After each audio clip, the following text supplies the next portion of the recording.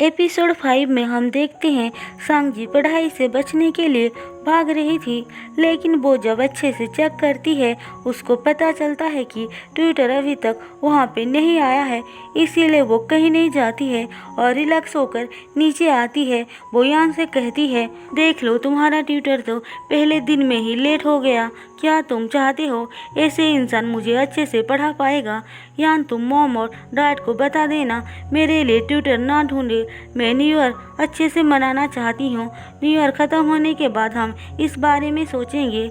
लेकिन वो देखती है यान तो अभी ऊपर से नीचे आ रहा है, तो फिर वो बात किससे कर रही थी। फिर उसे पता चलता है कि इतने देर से वो दुआन से बात कर रही थी जो किचन में खाना बना रहा था। उसे देखकर सांगजी छुप जाती है और यान से पूछती है, दुआन यहाँ क्या कर रहा है? यान बोलता है, क्या तुमको मॉम ने नहीं बताई कि दुआन तुम्हारा ट्यूटर है? सांगजी ये सुनकर शॉक्ड हो जाती है। अब दुआन उसे कहता है, यान तुम्हें बहुत बार उठाने का ट्राई किया पर तुम उठी ही नहीं। सांगजी बोलती है, मैं कल रात बहुत लेट नाइट तक होमवर्क कर रही थी, इसीलिए जल्दी नहीं उठ पाई। दुआन बोलता है, अच्छा ऐसी बात है क्या? मुझे लगा कि तुम जानबूझकर नहीं उठ रही हो। सांगजी बोलती है, सच में मैंने उसकी वॉइस नहीं सुनी थी। उसकी बातें सुनकर यान बोलता है, नेक्स्ट टाइम मैं तुमको उठाने के लिए फायर क्रैकर्स लेकर आऊँगा। अब ब्रेकफास्ट करने के बाद सांगजी अपने रूम में आती है। हम देखते हैं वो इस बात से बहुत खुश हो रही थी कि दुआन उसको पढ़ाने वाला है। फिर वो जल्दी जल्दी से सब कुछ सही से रेडी कर देती है और नीचे आती है जहाँ पे यान और दुआन वीडियो गेम खेल रहे थे। सांगजी ये देखकर यान को परेशान करने के लिए उसके सामने बैठ जाती है। यान बोलता है, तुम सामने से हट जाओ यार, हमें गेम खेलने दो। सांगजी बोलती है, क्या मुझे पढ़ाना नहीं है? यान कहता है, हमने अभी तो ब्रेकफास्ट किया है, थोड़ा रेस्ट तो करने दो। दुआन भी उसको थोड़ी देर रेस्ट करने के लिए बोलता है। अब दुआन बोले और सांगजी ना माने, ये तो हो ही नहीं सकता है।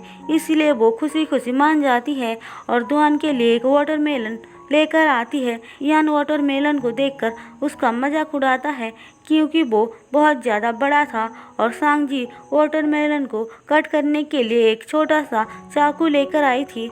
अब दुआन उसको अपना रेज्यूमे दिखाकर बोलता है, इसे अच्छे से चेक कर लो, मैं तुम्हें पढ़ाने का लायक हूँ या नहीं। एक बार तुम मुझे एक्सेप्ट कर लोगी तो बाद में तुम मुझे दूसरे ट्यूटर के साथ रिप्लेस नहीं कर सकती हो। यान बोलता है, तुम्हारे अलावा इसको कोई और पढ़ाना ही नहीं चाहेगा। अब सांगजी चुपके से दुआन की पिक्चर क्लिक कर रही थी, लेकिन दुआन देख लेता है और पिक के लिए पोज देता है। सांगजी को ये देखकर बहुत एम्बेरस्ड फील होती है, इसीलिए वो फ़ोन को सही करने का नाटक करती है।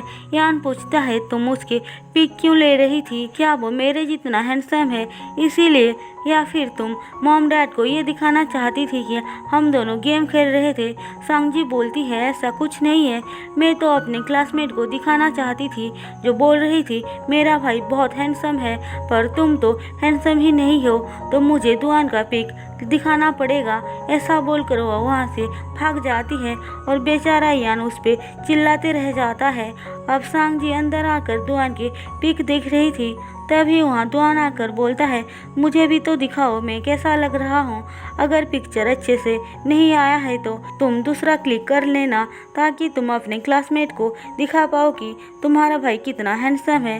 पर सांगजी बहाना बनाकर बोलती है, क्या तुम भूल गए, हमें पढ़ना भी है। इसके बाद दुआन उसको पढ़ाना स्टार्ट कर देता है, पर हमारी सांगजी को तो कुछ समझ में ही नहीं आती है। वो दुआन से कहती है, मुझे फिजिक्स बिल्कुल भी पसंद नहीं है। अगले दिन दुआन फिर से उसको पढ़ाने आता है। सांगजी उसको देखकर बोलती है, क्या तुम अच्छे से सोए नहीं थे?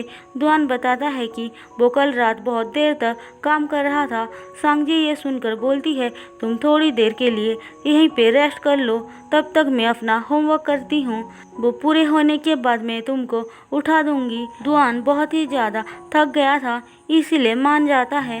सांगजी उसके सो जाने के बाद अपना ड्रेस से उसे ढक देती है। थोड़ी देर बाद दुआन उठ जाता है। वो देखता है सांगजी उसके पास बैठी है। फिर वो उसकी होमवर्क चेक करता है जिसमें सांगजी ने बहुत सारी गलतियाँ की थी। अब दुआन नीचे आकर यान से कहता है, मैं तुम्हें कुछ बताना चाहता हूँ। यान बोलता है, ये मत बोलना कि तुम सांगजी को नहीं पढ़ाना चाहते हो। दुआन बोलता है, ऐसा कुछ नहीं है, तुम्हें पता नहीं है क्या मैं ट्यूटरिंग में कितना अच्छा हूँ। मैं तो ये बताना चाह रहा था कि मैं सांगजी को साइंस म्यूजियम लेकर जाना चाहता हूँ, अगर तुम फ्री हो तो। यान पूछता है, क्यों? दुआन बोलता है, क्योंकि उसको फिजिक्स में कोई इंटरेस्ट नहीं है, इसीलिए मैं सोच रहा था कि वो वहाँ पे जाएगी तो शायद उसे थोड़ा इंटरेस्ट आ जाए। यान ये सुनकर हाँ बोल देता है। इसके बाद वो सब म्यूजियम आते हैं, लेकिन यान अंदर नहीं जाता है, जिस वजह से सांगजी और दुआन जाते हैं, जहाँ पे दुआन उसको सब कुछ अच्छे से एक्सप्लेन करता है। हम देखते हैं सांगजी को अब थोड़ा थोड़ा उसमें इंटरेस्ट आने लगी थी।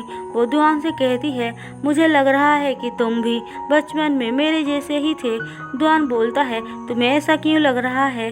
सांगजी बोलती है, क्योंकि तुम वीडियो गेम खेलते रहते हो, पर मेरे टीचर ने कहा था कि अच्छे बच्चे वीडियो गेम नहीं खेलते हैं। दुआन कहता है, मैं जब तुम्हारे एज का था तब हमेशा वीडियो गेम नहीं खेलता था, पढ़ाई कंप्लीट करने के बाद ही खेलता था। वैसे वीडियो गेम खेलने से मैं रिलैक्स फील करता हूँ और नेगेटिव थॉट्स भी मेरे दिमाग में कुछ टाइम तक नहीं आते हैं, इसलिए मैं अपना खुद का एक वीडियो गेम बनाना चाहता हूँ। सांगजी बोलती है, आई होप तुम्हारा ये ड्रीम जल्द ही पूरा हो जाए। फिर वो दोनों एक दूसरे को प्रॉमिस करते हैं कि वो लोग अपने ड्रीम्स के लिए बहुत मेहनत करेंगे। इसके बाद दुआन सांगजी से कहता है, मैंने बहुत बार नोटिस किया है तुमको ड्राइंग करते हुए, क्या तुम्हें ये पसंद है? सांगजी हाँ बोलती है और दुआन को किसी के साथ भी रिलेशनशिप में आने से मना करती है। दुआन बोलता है, तुम कहना क्या चाहती हो? सांगजी बोलती है, क्या तुमने बताया नहीं था कि तुम अपने ड्रीम पूरा करना चाहते हो?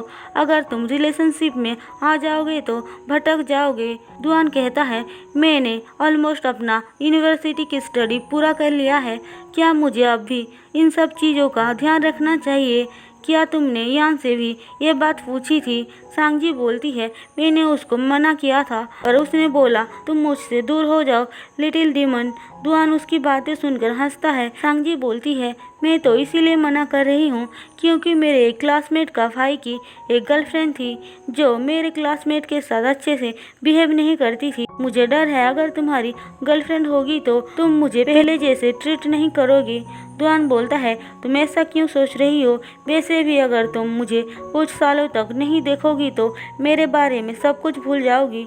फिर वो सांगजी को उदास देखकर बोलता है, ठीक है, मैं एक ऐसी गर्लफ्रेंड ढूंढूंगा जो जेंटल हो और तुम्हारे साथ अच्छे से बिहेव करे। लेकिन सांगजी ये सुनकर और भी ज़्यादा सैड हो जाती है क्योंकि हमें पता है वो दुआन को पसंद करती थी। वो खुद को जैसे तैसे संभाल कर बोलती है, ठीक है, पर तुम प्रॉमिस करो जब तुम्हारी गर्लफ्रेंड बनेगी तो तुम सबसे पहले मुझे बताओगी। दुआन हाँ बोलता है। इसके बाद सांगजी यान के साथ घर चली जाती है। सांगजी को घर आने के बाद याद आती है कि उसने अपना ड्राइंग बुक कहीं खो दिया है। फिर वो अच्छे से याद करती है तो उसको पता चलता है कि उसने म्यूजियम में ही अपना ड्राइंग बुक छोड़ दिया है। वो म्यूजियम फ़ोन लगाकर इस बारे में पूछती है। वहाँ की एक लेडी उसको बताती है कि हमने वो ड्राइंग बुक एक लड़का को दे दिया है जो तुम्हारे साथ था। सांगजी ये सुनकर परेशान हो जाती है और सोचती है अगर दुआ ने ड्राइंग देख लिया तो क्या सोचेगा। अब अगले दिन यान आकर उसे ड्राइंग बुक देता है और बोलता है, दुआ ने ये दिया है। सांगजी पूछती है, क्या उसने इसके अंदर देख लिया? यान बोलता है, मुझे कैसे पता होगा, क्या तुम उससे पूछ नहीं सकते थे? यान बोलता है, उसके अंदर कुछ सीक्रेट है क्या? सांगजी ये सुनकर बोलती है, नहीं, ऐसा कुछ नहीं है। अब यान के जाने के बाद वो ये सोच कर परेशान हो जाती है कि क्या उसने सब कुछ देख लिया और ऑकवर्ड फील करने की वजह से अंदर नहीं आया। और इसी के साथ एपिसोड 5 खत्म होता है। दोस्तों, अगर आपको मेरी एक्सप्लेनेशन पसंद आई हो तो चैनल को सब्सक्राइब और वीडियो को लाइक जरूर कर देना।